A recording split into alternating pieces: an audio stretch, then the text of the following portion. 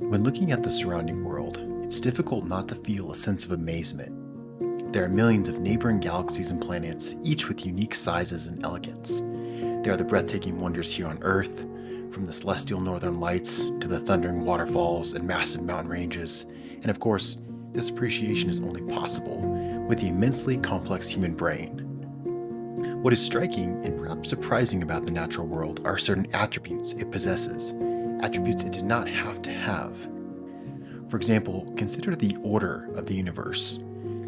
One does not need to look far to see a structure, sequence, and consistency in the cosmos. Things typically do not pop into existence without a cause. Objects do not move unless an external force acts upon them. When something is dropped from some height, it falls to the ground. The astronomical bodies move as they have for eons, and so on. The universe has a recognizable order, pattern, and sequence. Astrophysicist Avi Loeb of Harvard University says, quote, "I am struck by the order we find in the universe, by the regularity, by the existence of laws of nature. That is something I'm always in awe of. How the laws of nature we find here on Earth seem to apply all the way out to the edge of the universe. That is quite remarkable. The universe could have been chaotic and very disorganized, but it obeys a set of laws much better than people obey a set of laws here." These ordered regularities were true in the past, and now scientists know there are deeper laws that articulate why there are such consistencies. There are Newton's laws of motion, the laws of thermodynamics, gravitation, electromagnetism, or Kepler's laws of planetary motion, to mention just a few. There's even the so-called theory of everything, which is a hypothetical, all-encompassing framework to explain these inner workings of the universe. The universe could have been completely disorderly and haphazard, with no laws or patterns, or at least no recognizable laws. Moreover, these patterns or regularities of nature are demonstrably consistent. There are rarely deviations to scientific laws, and if there is an irregularity, it is an exception to the rule. Scientists can remain confident that current and future information will be coherent and consistent with previous patterns and structures. Consistency and order allow scientific knowledge to progress, knowing previous laws will not arbitrarily change. When a scientist begins observing and studying, she presumes, and rightly so, that the universe will be ordered. This explains why there have been astounding discoveries in fields like medicine, cosmology, physics, genetics, and more. Philosopher Alvin Plantinga explains, "For science to be successful, the world must display a high degree of regularity and predictability. The world was created in such a way that it displays order and regularity. It isn't unpredictable, chancy, or random." And of course, this conviction is what enables and undergirds science. Order and consistency in the world enable justification for future predictability, as complete chaos and scientific advancement are not the best of companions. The renowned theoretical physicist, cosmologist, and atheist, Stephen Hawking, summarizes this property of the universe well. Quote, "The overwhelming impression is of order. The more we discover about the universe, the more we find that it is governed by rational laws. Order permeates and grounds the cosmos." Professor Ingrid Farrow writes, "Daily, we witness the order and regularity of nature with the confidence that the laws of gravity, magnetism, and so on will function as intended. That is, that the Earth will rotate around the Sun, that seeds planted under the right conditions will grow, and so forth. Because of the dependability of these laws, a person stepping off a cliff will fall, and the one who touches a live wire will receive a shock. The movement of the stars and planets can be calculated with precise accuracy." Next, consider what Albert Einstein, perhaps the greatest physicist ever to have lived, said about the universe. "The eternal mystery of the world is its comprehensibility. The fact that it is comprehensible is a miracle. One of the fascinating things about the cosmos is that it is comprehensible, it is intelligible." Paul Gould says, "We know a great deal about the universe. The world is intelligible to us. This intelligibility is partly explained by the fact that the universe is ordered, hierarchical, and rational. It is almost as if the universe wants to be explored, uncovered, and understood. Something can be ordered and structured, but still not be intelligible to other agents. Again, this feature is not required. The universe could have been entirely unintelligible instead of being comprehensible." Physicist John Polkinghorne writes, "We are so familiar with the fact that we can understand the world that, most of the time, we take it for granted. It is what makes science possible, yet it could have been otherwise. The universe might have been a disorderly chaos rather than an orderly cosmos. or might have had a rationality that was inaccessible to us. The universe is complex, but its inner workings and deepest structures are perceptible and slowly but surely being uncovered. Not only is the universe orderly and comprehensible, but it also possesses tremendous elegance, purity, and beauty.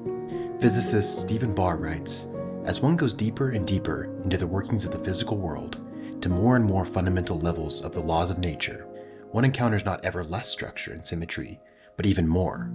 The deeper one goes, the more orderly nature looks, the more subtle and intricate its designs. Science has given us new eyes that allow us to see down to the deeper roots of the world's structure, and there all we see is order and symmetry of pristine mathematical purity. One need only look at the 7 natural wonders to come face to face with the beauty here on Earth. The celestial elegance of the surrounding stars and galaxies is just as wondrous. No doubt there are violent, ugly, and disturbing things in the universe. However, most of this brokenness is not inherent to the universe, but caused by other agents.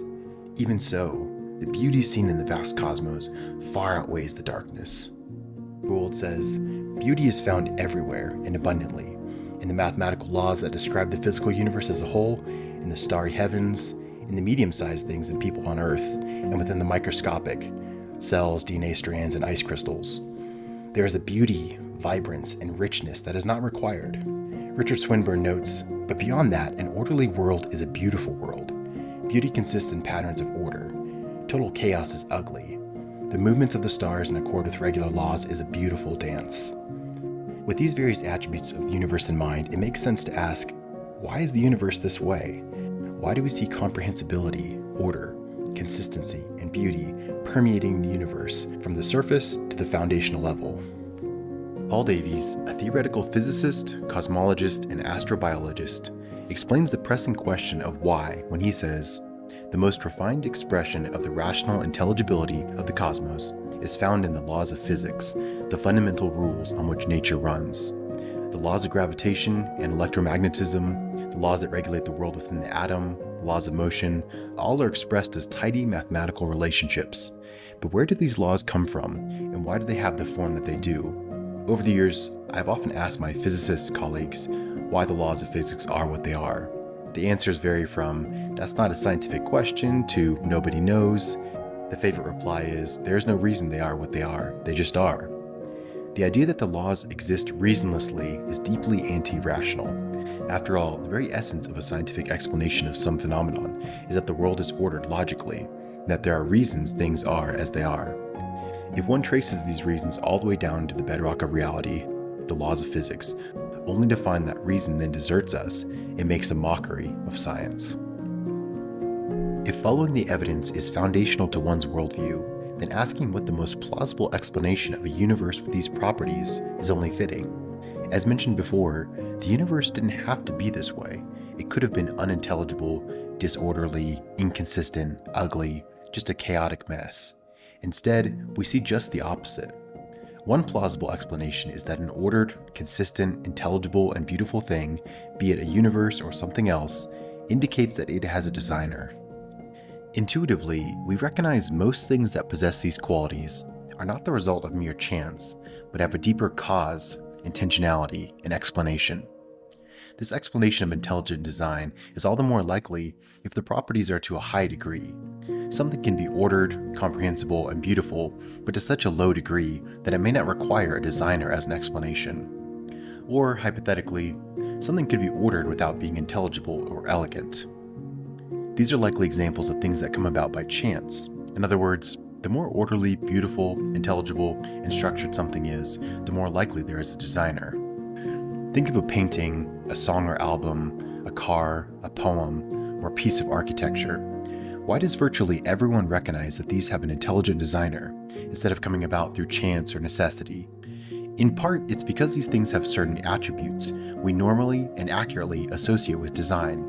Things like comprehensibility, order and structure, elegance and beauty, and so on. We may not always be correct in our assessment of what is designed or not, but experience has given us a generally reliable detector. We don't even need to know where the art or building, for example, came from to know that it was designed and not cobbled together through chance or necessity. Lacking answers to the how, who, when, why, or where, does not discount that something or someone designed it. Moving from something having the properties or marks of design to a designer is a natural step. Philip Talon notes, "It is a natural inference to move from the beautiful design of creation to the hand of a designer." Richard Swinburne explains, "Humans see the comprehensibility of the world as evidence of a comprehending creator." So, with all this in mind, consider the following argument. 1. If something displays profound order, consistency, comprehensibility, and beauty, then it is likely the result of a designer. 2. The universe displays profound order, consistency, comprehensibility, and beauty. 3. Therefore, the universe is likely the result of a designer. Of course, the Christian faith has long taught that this apparent design in the universe cries out for a creator, a God who creates, designs, sustains, and guides. Consider Psalm 19, where the psalmist proclaims that the skies display and showcase the handiwork of a creator God, or when Paul says in the book of Romans that God's attributes have been clearly seen from the physical world around us. An early theologian, Athanasius, writes, "Creation, as though in written characters, declares in a loud voice by its order and harmony its own Lord and Creator." An early Christian apologist, Marcus Felix, explains, "If, upon entering some home, you saw that everything there was well tended, neat, and decorative, you'd believe that some master was in charge of it, and that he was much superior to these good things. So too, in the home of the world, when you see providence, order, and law in the heavens and on earth, believe that there is a Lord and author of the universe, more beautiful than the stars themselves in the various parts of the whole world." So what can be known about this designer? At a minimum, it seems this creator has several properties. It would likely be a single designer.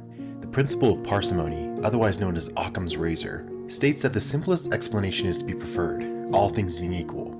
If a cup were to fall off a table, the most likely explanation is that someone accidentally knocked it over. To suggest it was two people, while possible, would be less likely. Therefore, when looking at the universe's design, a single creator is much more likely than two or more designers. This creator would also be exceedingly powerful. There are billions, if not trillions, of known galaxies in the universe we can observe. To design and sustain such a massive and complex physical reality would require immense potency. Given the order and comprehensibility of the universe, it would seem plausible the designer is quite intelligent. Think of all the detailed, nuanced mathematical laws we discussed above. All of this would seemingly require a brilliant mind to create. Furthermore, the beauty of the universe suggests a good designer. As the saying goes, you know someone by his or her fruit. In other words, a good tree produces good fruit. Beauty is good, and therefore a created thing that is beautiful and good indicates a good designer. This does not lead precisely to the God of Christianity or any other religion, but that's not what this argument intends to do. It concludes with a single, extremely powerful, intelligent, and good designer of the space-time universe, which many people have called God. The next question, of course, is to ask if this designer, this God, has revealed himself to humanity and any of the various religions. But that's for another video. Thanks so much for watching, and I'll see you next time.